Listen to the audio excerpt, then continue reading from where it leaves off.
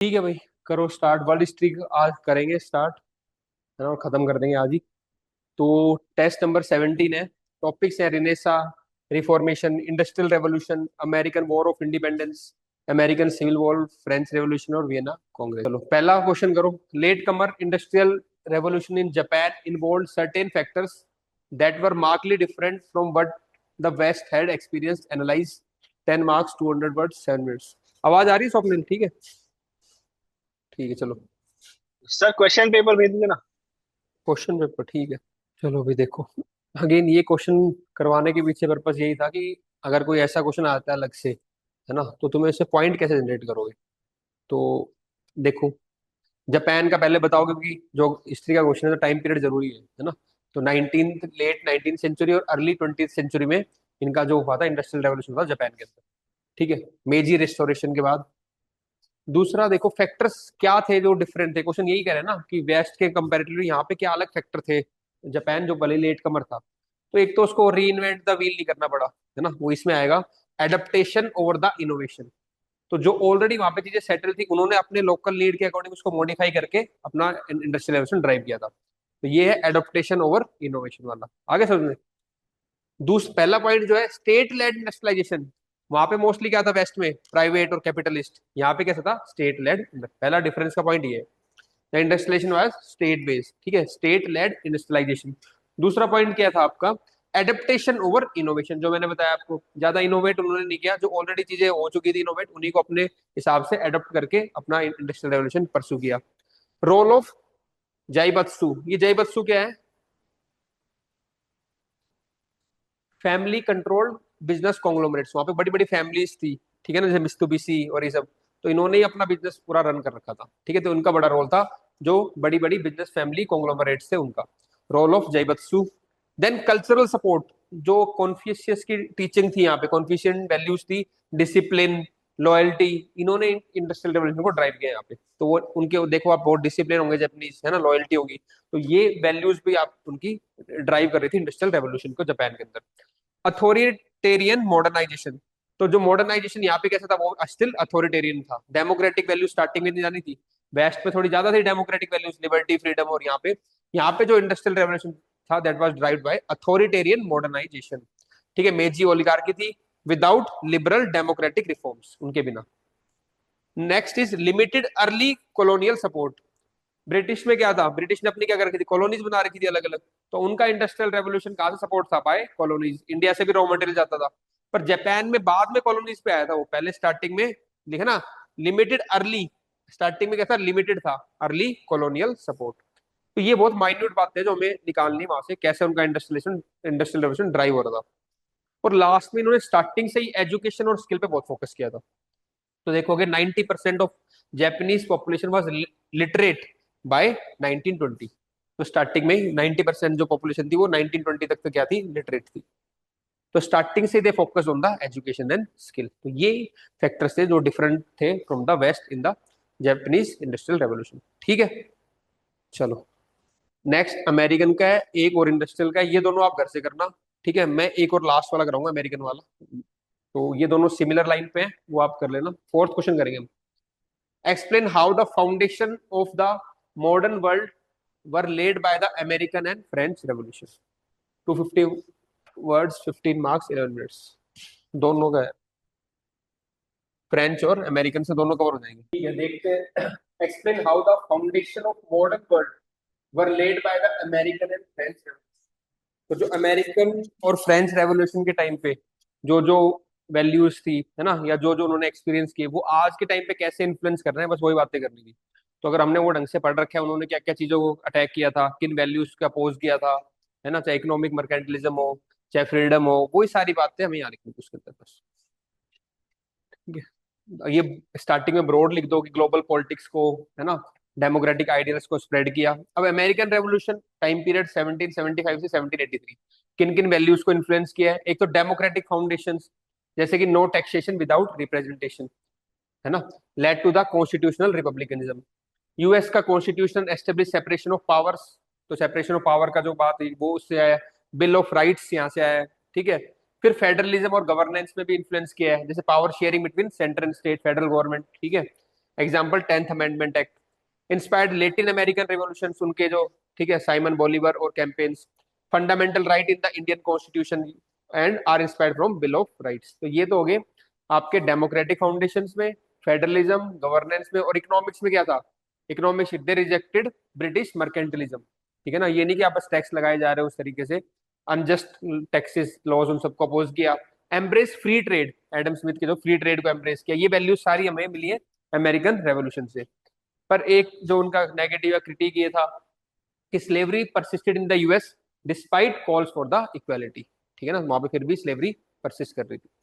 अब French revolution से क्या सीखा हमने, रेडिकल आइडियाज, ठीक है, declaration of rights of man and citizen, equality, liberty हमारे प्रियम्बल में भी रिफ्लेक्ट होती है। ठीक है ना, एबोलिश फ्यूडलिज्म, फ्यूडलिज्म को एबोलिश किया, नेशनलिज्म एंड सेक्युलरिज्म, माँ ये पेट्रोडिज्म फोस्टर किया, कल्ट ऑफ रीजन, यहाँ से काफी रीजनिंग पे बात करते हैं, ब्लाइंडली चर्च पे बिलीव ना करके रीजन पे बात किया, रैशनलिज्म की बात की। ठीक है ना, ग्लोबल इन्फ्लुएंस देखो, हेतियन रेवोल्यूशन को इन्होंने इन्फ्लुएंस किया था, और स्पार्क यूरोपियन रिवॉल्ट्स, और इंडिया में भी इंडियन फ्रीडम स्ट्रगल में इन्होंने काफी इन्फ्लुएंस था, इंडियन फ्रीडम स्ट्रगल। ठीक है, वैल्यूड जो इनकी है जैसे लिबर्टी, फ्रीडम, वो सारी किसमें, हमारे प्रियम्बल में भी आती है ना। फिर लास्ट में इनके वॉयलेंट, इनमें भी काफी वॉयलेंट एक्सेसेस थे, जैसे कि French revolution, reign of terror resulted in the 4000 plus execution under the रोस्पेरी।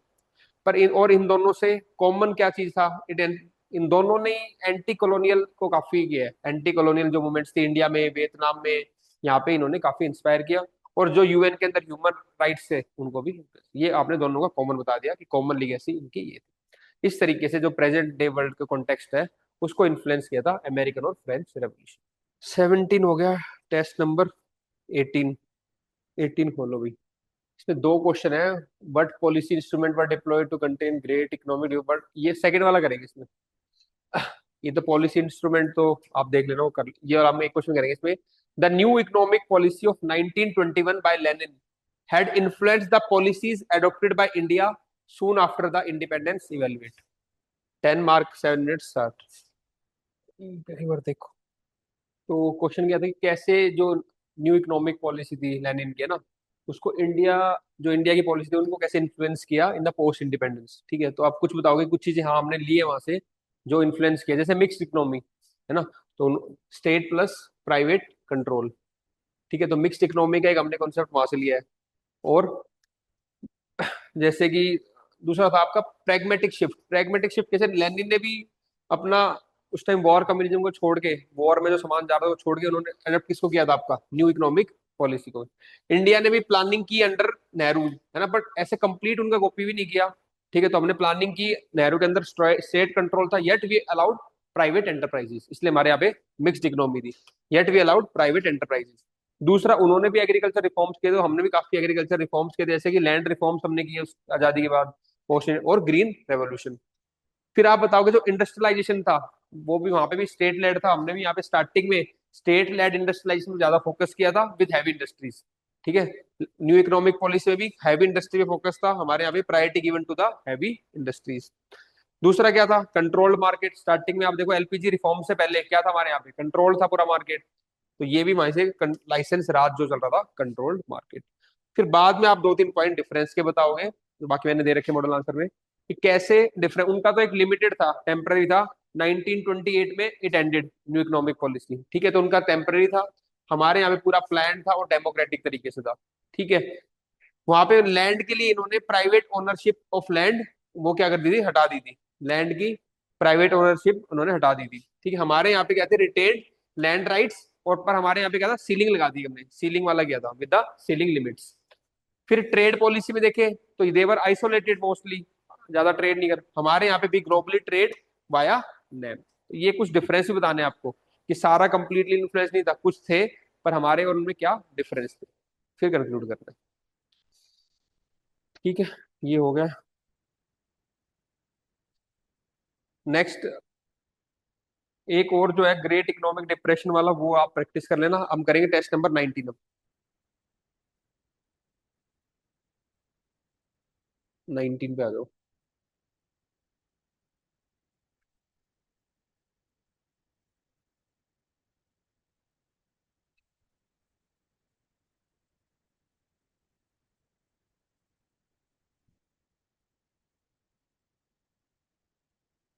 19 में what were the events that led to Suez crisis in 1956? How did it final blow to Britain's image as a world power?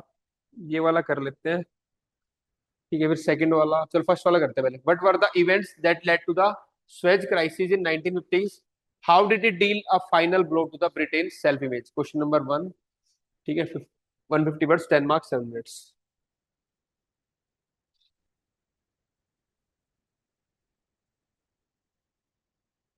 और देखो, history में एक ये type का question होते हैं जो आते हैं कि पहले मुझे क्या क्या इवेंट्स थी, एक बार पहले भी किया था ना एक क्वेश्चन में, क्या क्या इवेंट्स थी जिससे ये काम हुआ, या है ना जो भी एक्ट हुआ, फिर उसके क्या इम्प्लीकेशन पड़े। तो ये ऐसा क्वेश्चन बना दो पार्ट में पूछता है। व्हाट वर द इवेंट्स, तो हम ये बता देंगे ये इवेंट्स थी, चाहे आप इसको क्रोनोलॉजी वाइज दिखा दो, दिखाने का तरीका अलग है, जो भी कर सकते हो, डायग्राम में जैसे करना हो। तो ये इवेंट्स थी और फिर उसका ब्रिटिश के ऊपर फाइनल, उसके जो इमेज के ऊपर कैसे एक फाइनल ब्लो है, कितना एक्ट किया उसने। ठीक है, तो आप बताओगे क्या क्या नेशनलाइजेशन ऑफ स्वेज कैनाल हुआ, ठीक है, सीक्रेट एग्रीमेंट साइन हुए ब्रिटिश, फ्रांस और इसराइल में, failed attempt of USA, the USA withdraw Aswan dam funding, ठीक है, promoting Nasser to nationalise the Suez canal and to secure financing for Egypt development project. तो ये जो सारी events चल रही थी, फिर मिलिट्री अटैक हुआ, these all three attack on the Egypt, but Egypt resisted. तो इन सबसे आपका क्या रहा, आपका स्वेज क्राइसिस हुआ था। ठीक है, फिर इसका बताओ ब्रिटेन के ऊपर कैसे क्या इम्पैक्ट पड़ा। अपोजिशन हुई, यूएस और यूएसएसआर, उन्होंने अपोज किया कि इन्होंने अटैक किया डिस्प्रपोर्शनेटली। ये both demanded cease fire, US and USSR, ठीक है, यूएन का इंटरवेंशन, फोर्स तेरा ब्रिटिश विड्रॉल, इकोनॉमिक प्रेशर, ठीक है, US threaten to crash British pound, UK had to seek help from IMF. तो कैसे ब्रिटिश की इमेज खराब हो रही थी इसके कारण, वो बताना है आपको। Loss of super power status हो गया, ठीक है, Britain was exposed age dependent on the US support. अरे कहाँ ध्यान है, तो बाहर ही जाओगे आगे बैठे फोन देखने में। मैं पागल थोड़ी है, बात करूँ यार, कमाल है। क्या, तो मैसेज इंपॉर्टेंट है, पढ़ाई इंपॉर्टेंट है। बहुत एफर्ट करके काम कर रहे हैं हम यहाँ पे, ऐसे नहीं हो रहा है यार, मजाक नहीं। समझ नहीं रहा बात को। रिकॉर्ड में दे तो रहा हूँ फ्री में यूट्यूब पे, अगर वहां कर लो मेरे को कोई दिक्कत थोड़ी, यहाँ बैठे हुए सिंसियरली बैठे हो मेरे सामने, और ज्यादा ही आते फिर अलग बात, फिर ज्वाइनिंग भी ज्यादा।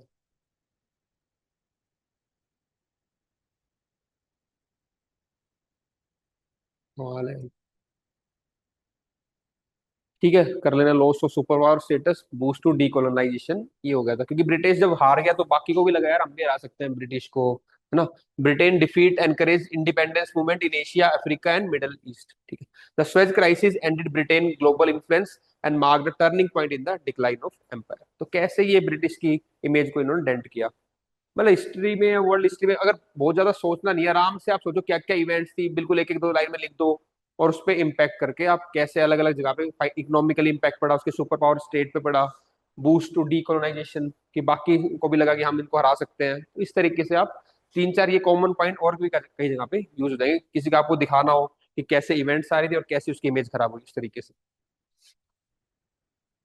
चलो।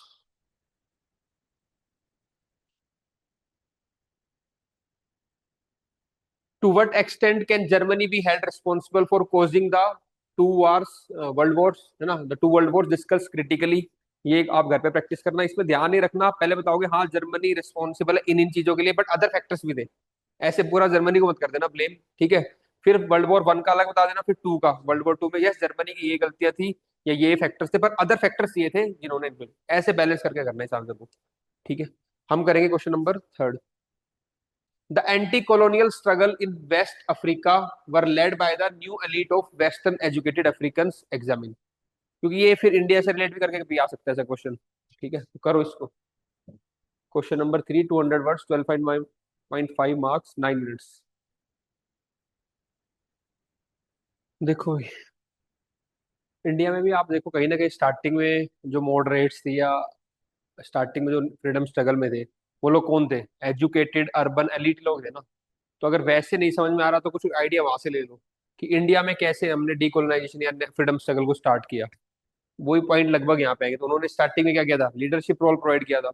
मॉडल आंसर मैंने एग्जाम्पल भी दे रखे हैं जो अफ्रीकन स्पेसिफिक हैं, अगर वो आते हैं एक दो तो बहुत अच्छी बात है, नहीं आते हैं तो कम से कम ये हरे वाले पॉइंट जो ग्रीन से लिखे हैं इतना तो हमें लिखना है। तो कुछ क्वेश्चन में ये तो स्टार्टिंग की हेडिंग है जो कॉमन है, उतना तो भी लिख के आना ही था कि हाँ भाई लीडरशिप रोल प्रोवाइड की, ठीक है, ये सबको पता ही है ना। लेड अर्ली नेशनलिस्ट मूवमेंट, तो स्टार्टिंग में उन्होंने नेशनल मूवमेंट को लेड किया। अलग अलग एग्जांपल है ना, जैसे कि नाइजीरिया में किसने किया, वहां पे दो तीन एग्जांपल मैंने देख रखे हैं, वो आप देख सकते हो। अदरवाइज बेसिक मैंने इतना करना था आपको। एक्सपोजर टू एनलाइटनमेंट, उनको एक्सपोजर था तो वो इन्होंने यहाँ पे स्प्रेड की बातें, लिबर्टी की, इक्वालिटी की, सेल्फ रूल की। ठीक है, फॉर्मेशन ऑफ पॉलिटिकल ऑर्गेनाइजेशन, हमारे यहाँ पे भी कांग्रेस बनी थी, ठीक है, और बाकी ऑर्गेनाइजेशन। तो formation of political organisation, National Congress of British West Africa, ये बनाई इन्होंने वहां पे। ये नाम नहीं पता कोई बात नहीं, पर ये वाला जरूर लिखना है। उससे आप लिख सकते हो कि to mobilise the people, organise in represent their voice, वही कुछ ना कुछ बातें करके, पर ये सब हेडिंग आनी थी इधर वाली। मीडिया एंड इंटेलेक्चुअल एडवोकेसी, ये भी किया था हमारे यहाँ पे, न्यूज़पेपर आए थे है ना, जो एलिट्स थे उनके द्वारा। तो न्यूज़पेपर, जर्नल्स, पैम्पलेट्स डिस्ट्रीब्यूट हुए थे। Example West African Pilot, Pilot ये एक न्यूज़पेपर का नाम हो गया, मान लो जर्नल का नाम जो भी, ठीक है, एक एग्जाम्पल दे सकते हो आप। Negotiations with colonial power, so they are able to negotiate diplomatically with British and French authorities, engage diplomatically with British and French authorities, तो negotiations किए स्टार्टिंग में इन्होंने। फिर एजुकेशन और इंस्टीट्यूशनल डेवलपमेंट की बात की, जैसे यूनिवर्सिटी डेवलपमेंट की, एडवोकेटेड फॉर यूनिवर्सिटीज, तो ये सब इन्होंने किया था कंट्रीब्यूट। फिर लास्ट में जैसे हमारे यहाँ पे मॉडरेट्स की कुछ लिमिटेशंस थी है ना, ऑफन अर्बन बेस्ड थे, अलीट आउटलुक था, मास का नहीं था, वही सारी बातें आप इसमें लिख दोगे। लिमिटेशन इनकी भी थी, ऑफन अर्बन बेस्ड, एलिटिज्म, और weak socio economic reforms. Socio economic reforms ज्यादा बात नहीं की इन्होंने, ठीक है, तो वीक सोशो इकोनॉमिक रिफॉर्म, ये इनकी लिमिटेशन से। लास्ट में आप फिर लिख दोगे भाई ठीक है, उनके कंट्रीब्यूशन से मॉडर्न आइडियाज आए और अफ्रीका के जो फ्रीडम या लिबरेशन में उन्होंने हेल्प किया, बस कंक्लूड करना था। पर ये ग्रीन वाली बातें कॉमन है, आगे किसी का फिर आ जाए तो आपको पता होना चाहिए कैसे वो कंट्रीब्यूट करते हैं एलिट, ठीक है, निगोशिएशंस में, यूनिवर्सिटी डेवलपमेंट के लिए, न्यूज़पेपर में लीडरशिप रोल, ये सब बातें आपको याद रखनी है।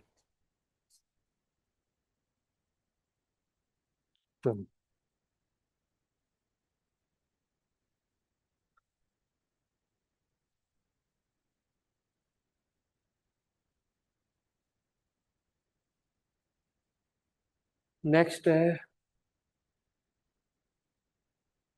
What problems were germane to the decolonisation process in the Malay peninsula, ये वहां का स्पेसिफिक क्या प्रॉब्लम्स थी, वो एक बार आप प्रैक्टिस करके मॉडल आंसर देखना।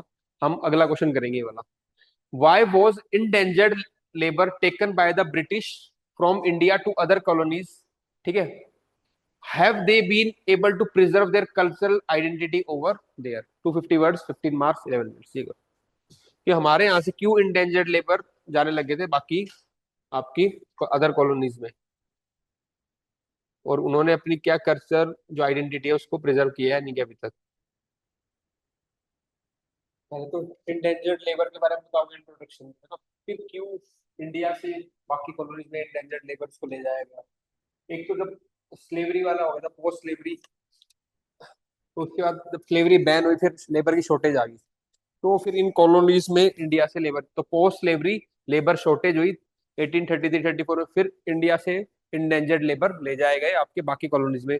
फिर आप डेटा के थ्रू बताओ, around 2 million plus Indian indentured labour were transported, ठीक है। फिर इंडस्ट्रियल और एग्रीकल्चर डिमांड, क्योंकि इंडस्ट्रियल रेवोल्यूशन था, ठीक है, एग्रीकल्चर में डिमांड थी लेबरर्स की, तो उसलिए डिमांड के कारण अराउंड, मतलब वही नंबर चाहे दे देना, डिफरेंट डिफरेंट जगह पे आप यहाँ पे नंबर दिए है तो यहाँ पे लोकेशन दे दो कि त्रिनाद, ठीक है, Guyana, Mauritius, south Africa, Fiji, या मैप बना के देखो इंडिया से दिखा दो यहाँ पे इंडेंजर्ड लेबर को भेजा गया because of the demand for industry and agriculture demand. फिर अफ्रीका के जो नेटिव लोग थे उन्होंने मना कर दिया, they reluctant, they resisted the to work in the plantation. और इंडिया में इन्होंने क्या किया, फॉल्स प्रॉमिस किया, फॉरेस्टन जबरदस्ती करके इंडियन लेबर्स को भेज दिया। Third point, fourth point, colonial, उनका इकोनॉमिक एक्सप्लॉइटेशन भी, इस तरीके से कॉन्ट्रैक्ट बनाते थे लंबे लंबे 5-5 साल के, फिर ठीक है, लो वेजेस देते थे, इसलिए यहाँ पे इंडियंस से लेबर्स को वहां पे ट्रांसपोर्ट किया बाकी कॉलोनीज में। अब इसका सेकंड पार्ट ये था, क्या उन्होंने अपने कल्चर को प्रिजर्व रखा है, प्रिजर्वेशन ऑफ कल्चरल आइडेंटिटी। हाँ आप बताओगे ठीक है भाई, रिटेंशन हो, अभी भी ट्रेडिशन फॉलो करते हैं, हिंदू मुस्लिम फेस्टिवल्स इन कॉलोनीज में और इन कंट्रीज में अभी फॉलो किए जाते हैं, इंडियन कुजीन अभी भी यहाँ पे चलता है, ठीक है। फिर कुछ चीजें वहां पे फ्यूजन भी आ गया, जो अफ्रीकन कल्चर था और इंडियन कल्चर को मिक्स करके वहां पे आ गया, ठीक है, fusion of cultural fusion and new identities, जैसे ब्लेंडेड इंडियन अफ्रीकन ट्रेडिशन। फिर political and social social influence भी काफी है, जो मॉरिशस के फर्स्ट प्रेसिडेंट थे राम गुलाम, वो भी था इंडियन थे, तो इस तरीके से आप अलग अलग कुछ और पॉलिटिकल पोस्ट है जहाँ पे इंडियन प्राइम मिनिस्टर या प्रेसिडेंट है या पॉलिटिक्स में काफी इन्फ्लुएंस है उनका। तो आप बताओगे Indians dominate the politics, example की तरह एक दो नाम लिख देना यहाँ पे। फिर चैलेंजेस एंड असिमिलेशन, ठीक है, लैंग्वेज लॉस हुआ है थोड़ा यहाँ पे, जो हमारी लैंग्वेज बोल के अब जो नेटिव्स है वो तो इंग्लिश या और कोई लैंग्वेज बोल रहे होंगे, तो एक तो लैंग्वेज का लॉस हुआ है, बट अभी भी रिलीजियस प्रैक्टिस रिमेन स्ट्रॉन्ग, जो रिलीजियस प्रैक्टिस है उनको अभी भी वो फॉलो करते हैं।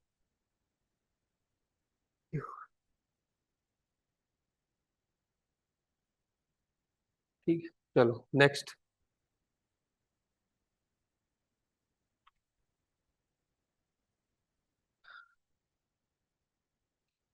Question number 6, there arouse a serious challenge to the democratic state system between the two world wars, evaluate the statement। तो एक वर्ल्ड वॉर वो वन, फिर टू हुआ, उन दोनों के बीच में कह रहे हैं जो डेमोक्रेटिक सिस्टम थे उन पे बड़े अटैक हुए हैं, उसको बड़े दिक्कत, ठीक है, तो इसको इवेलुएट करना है आपको। 15 मार्क्स, 11 मिनट्स।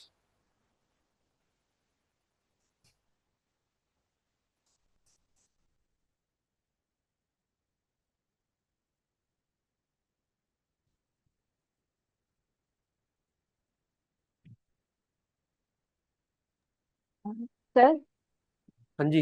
इस क्वेश्चन में दो वर्ल्ड वॉर के बीच के टाइम पीरियड में जो डेमोक्रेटिक स्टेट सिस्टम्स में प्रॉब्लम आई वो लिखना है, या ड्यूरिंग मतलब during the duration of those world war individually? ये चीज समझ नहीं वर्ल्ड आ वॉर रही। वन और वर्ल्ड वॉर टू के बीच में, दोनों में। देखो, आ रहा था कुछ आइडिया।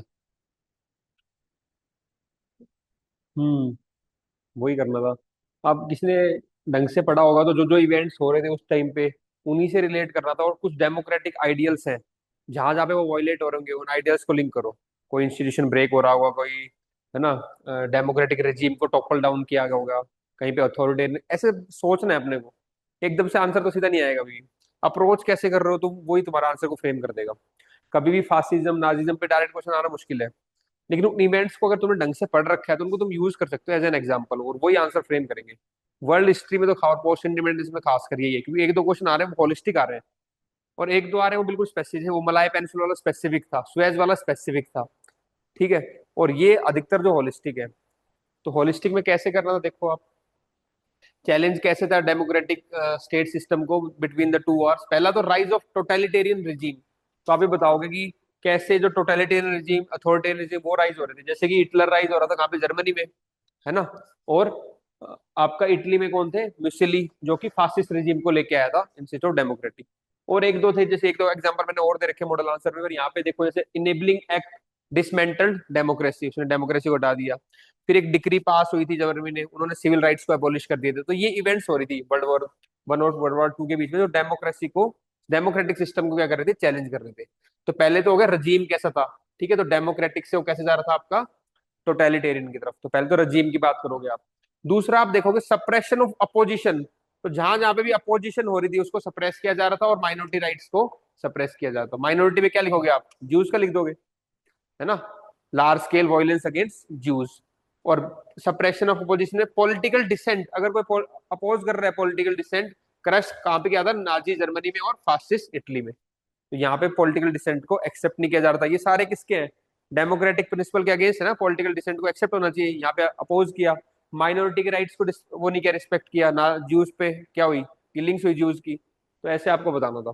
फिर थर्ड पे आओ आप, global appeasement and political intolerance, ठीक है। तो यहाँ पे आप देखना, जो अपीजमेंट पॉलिसी की थी इन्होंने, फ्रांस और ब्रिटेन ने जर्मनी के खिलाफ, तो वो कह रहे थे कोई भी एंटी कम्युनिज्म है उसको आप चाहे एक्वायर कर लो, चाहे उसको मार दो, हमें कोई दिक्कत नहीं है। मतलब लाइफ फाइव और डेमोक्रेटिक प्रिंसिपल से ऊपर वो किस पे चले गए थे, एंटी कम्युनिज्म पे। तो जो भी एंटी कम्युनिज्म कर रहा है उसको सपोर्ट करने लगे थे, चाहे वो डेमोक्रेटिक आइडियल्स को ब्रेक कर रहा हो, कोई फर्क नहीं पड़ रहा था। तो global appeasement and political intolerance था उनके अंदर, ठीक है। Western power prioritise anti communism over the democratic principles. तो डेमोक्रेटिक प्रिंसिपल तो यही कह रहे थे कि वॉर ना हो, या फालतू में सप्रेस ना हो, टेरिटरी एक्वायर ना हो किसी गलत तरीके से। पर वो अगर कम्युनिज्म को सप्रेस करने के लिए वो चीज वो कर रहे थे, एंटी डेमोक्रेटिक वैल्यूज को, तो उनको कोई फर्क नहीं पड़ रहा था कि आप कर दो डेमोक्रेसी को डिस्ट्रॉय, लेकिन कम्युनिज्म को मत फैलने दो। तो they give priority to the their anti communism agenda rather than democratic principle, western powers, ठीक है। स्पेनिश सिविल वॉर, वहां पे तो मतलब इलेक्टेड गवर्नमेंट को टॉपल करवा दिया, ठीक है ना। स्पेनिश में सिविल वॉर हुआ, defeat of the elected government by the Franco's fascist. और इसको सपोर्ट किसने किया था? जर्मनी और इटली ने। तो ये इसको सपोर्ट कर रहे थे, इन्होंने इलेक्ट्रिक गवर्नमेंट को ही टॉपल कर दिया और वहां पे क्या होगा? स्पेनिश सिविल वॉर हो गया। तो ये सब डेमोक्रेसी के अगेंस्ट चल रहे सारे। फिर मिलिटरिज्म, जापान, इटली, जर्मनी, ये अब मिलिटरिज्म पे फोकस ज्यादा हो रहा था, ठीक है। और अल्ट्रा नेशनलिज्म, पैन मतलब कि पूरा हमारा ये सब कुछ है, अल्ट्रा नेशनलिज्म। आइडियोलॉजी लाइक लेवेंसबर्न, ठीक है, नाजी जर्मनी की जो बात हो रही थी। ग्रेटर ईस्ट अफ्रीका एशियन को प्रोस्पेरिटी स्फीयर, इंपीरियल जापान का ये था। तो ये लोग सब कह रहे थे हमारा ही नेशन है, हम ही पूरा फैलाएंगे उस हिसाब से। तो ये सब आइडियोलॉजीज क्या कर रही थी आपकी? They are against the principle of democracy. वो नाजी जर्मनी कहता है एरिया बना दे पूरा हमारा ही एरिया, उस तरीके से एक्सपेंशन पॉलिसी दी थी, ठीक है। Then pre existing weakness of democracies, जो उस टाइम पे भी डेमोक्रेसी एग्जिस्ट कर रही थी। इवन जर्मनी का एग्जांपल भी इसमें मैंने आपको दिया है कि जर्मनी की जो डेमोक्रेटिक रूट्स थी वो भी शैलो थी, क्योंकि बिस्मार्क भी ऑथोरिटेरियन लीगेसी को डोमिनेट कर रहा था वहां पे। तो जो ऑलरेडी एग्जिस्टिंग थी वो भी, प्लस में आप देखो यूके, फ्रांस, ये खुद कॉलोनिज्म को प्रमोट कर रहे थे, तो ये कहाँ डेमोक्रेसी की बात कर रहे हैं? तो ऑलरेडी जो एग्जिस्टिंग डेमोक्रेसी वो भी वीकेंड थी अपने प्रिंसिपल में। तो UK, France, they promoted the colonial rule, ठीक है, कॉन्ट्राडिक्टिंग द डेमोक्रेटिक आइडियल्स। तो डेमोक्रेटिक आइडियल्स के अगेंस्ट ये क्या कर रहे थे? कॉलोनियल रूल को प्रमोट कर रहे थे। तो काफी डेमोक्रेसी सिस्टम, तो ये भी था, ठीक है। फिर इकोनॉमिक क्राइसिस आ गया, ग्रेट डिप्रेशन 1929 में, ठीक है। तो इसमें क्या लगा लोगों को? It Weeknd the faith in the democracy. उनको लगा स्ट्रॉन्ग मैन चाहिए जो पूरी इकोनॉमी को करे। तो ये इकोनॉमिक एंगल भी डाल दिया। इस सबके कारण आपके जो डेमोक्रेटिक सिस्टम को चैलेंज किया between the two world Wars, ठीक है। तो डायमेंशन देखने में कैसे सोचने का तरीका ये रहेगा कि क्या क्या इवेंट्स हुई थी, उन्होंने डेमोक्रेसी पे कैसे इम्पैक्ट किया, है ना, किसी माइनर। और फिर दूसरा तरीका ये रहेगा डेमोक्रेटिक के आइडियल्स, अपोजिशन की रिस्पेक्ट हो, माइनॉरिटी की रिस्पेक्ट हो, है ना, जो इलेक्टेड गवर्नमेंट है उसकी रिस्पेक्ट हो, रूल कैसा हो, डेमोक्रेटिक हो, अथॉरिटेरियन ना हो, उन पे कैसे कैसे अटैक हो रहा था, वो सब ये लाइन ऑफ थॉट था इस क्वेश्चन में, ठीक है। लास्ट क्वेश्चन करते हैं, फटाफट कर रहे हो तुम तो, वर्ल्ड हिस्ट्री खत्म कर दोगे आज। कल पोस्ट हुआ नहीं, एक आइडिया लगेगा। अब थोड़ा थोड़ा देख लेना उसको, है ना। इस करने से ये हो जाएगा कि अप्रोच कैसे रखनी है मेरे को पढ़ते वक्त, वो इंपॉर्टेंट हो जाएगा, है ना, क्या चीज पढ़नी है क्या नहीं। क्योंकि अगर मैं इसको 3 दिन देता तो तुम 3 दिन धीरे धीरे पढ़ते रहते, अब थोड़ा फास्ट हो जाएगा हम उसको। चलो, how far is it correct to say that First World War was fought essentially for the preservation of balance of power? कि वो बैलेंस ऑफ पावर के लिए क्या था first World war? Question number how far पूछा गया, question number 7, 11 minutes 15 marks start. तो how far में ध्यान रखना, बाकी एंगल भी देने, दूसरे अदर फैक्टर भी देने, not only preservation of balance of power. चलो देखो लास्ट क्वेश्चन कैसे, how far it is correct to say that First World War was fought essentially to preservation of balance of power. तो पहले तो आप बताओगे कैसे वो लोग अपनी पावर को बैलेंस करने के लिए या उसको प्रिजर्व करने के लिए कर रहे थे, है ना। तो एक तो अलायंस सिस्टम बना हुआ था, ठीक है, trip alliance system, triple alliance, Germany, Austria, Hungary, Italy versus triple entente, इन दोनों में स्ट्रगल था आपस में, ब्रिटेन, फ्रांस और इनमें, ठीक है। जर्मन एक्सपेंशन और ब्रिटिश रिस्पॉन्स, तो जर्मनी भी अपनी नेवी बढ़ा रहा था, ब्रिटिश को लग रहा था यार ये वैसे हो रहा, तो वो आपस में एक स्ट्रगल था, पावर स्ट्रगल जर्मनी और ब्रिटेन का। फिर कॉलोनियल क्लैशेस थे, Moroccan crisis, Germany contested French control nearly triggering war, Berlin Baghdad railway, German project threaten British interest in the middle east. तो ये दोनों यहाँ पे आपस से पावर स्ट्रगल चल रहा था उनका। फिर बाल्कन में भी अलग अलग, है ना, रशिया हो गया और बाकी, तो यहाँ बाल्कन वाला एग्जांपल देना, बाल्कन पावर स्ट्रगल था। फिर फ्रेंच को भी अपना फ्रांस को भी रिवेंज लेना, France sought revenge for 1870 Franco Prussian war loss allied with Russia to encircle Germany. Empire preservation, Britain और जर्मनी दोनों का उनका, Britain enter to prevent German dominance, ताकि वो अपनी पावर कर सके। तो ये तो सारे थे पावर प्रिजर्वेशन के उसमें स्ट्रगल में, ठीक है। पर इसके अलावा भी और फैक्टर्स थे, ठीक है, जैसे नेशनलिज्म, तो वही पैन नेशनलिज्म, पैन जर्मनी वाला, सबको अपना बड़ा करना एरिया, ठीक है।